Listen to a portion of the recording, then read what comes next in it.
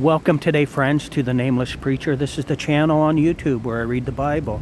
Today we have reached in the book of Isaiah of the Old Testament, chapter 9 and verse 1, and that's where we will begin. Thank you for being here. We ask for God's help to read. Chapter 9 of Isaiah and verse 1. Nevertheless, the dimness shall not be such as was in her vexation, when at the first he lightly afflicted the land of Zebulun and the land of Naphtali, and afterward did more grievously affect her by the way of the sea beyond Jordan in Galilee of the nations. The people that walked in darkness have seen a great light. They that dwell in the land of the shadow of death, upon them hath the light shined. Thou hast multiplied the nation and not increased the joy. They joy before thee according to the joy in harvest, and as men rejoice when they divide the spoil. For thou hast broken the yoke of his burden and the staff of his shoulder, the rod of his oppressor, as in the day of Midian. For every battle of the warrior is with confused noise and garments rolled in blood, but this shall be with burning and fuel of fire.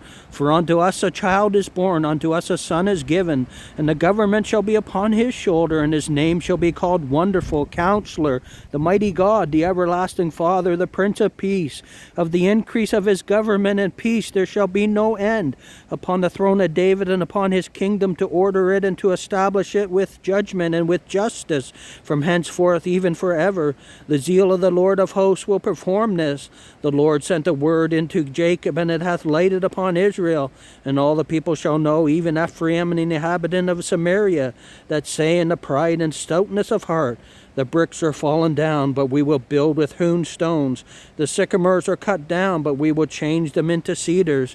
Therefore the Lord shall set up the adversaries of Rezin against him, and join his enemies together, the Syrians before and the Philistines behind, and they shall devour Israel with open mouth.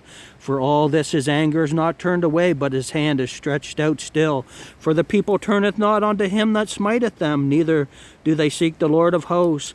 Therefore the Lord will cut off from Israel head and tail, branch and rush in one day. The ancient and honorable, he is the head, and the prophet that teacheth lies, he is the tail. For the leaders of this people cause them to err, and they that are led of them are destroyed. Therefore the Lord shall have no joy in their young men, neither shall have mercy on their fatherless and widows.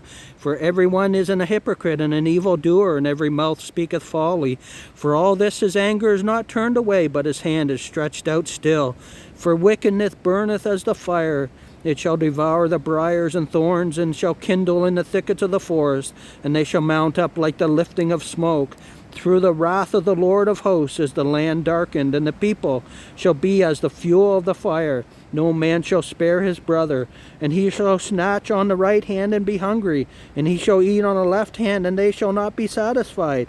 They shall eat every man the flesh of his own arm. Manasseh Ephraim, and Ephraim Manasseh, and they together shall be against Judah. For all this his anger is not turned away, but his hand is stretched out still. Friends, thank you for coming. It is a terrible and awful thing to turn against a holy and a righteous God and not to follow him.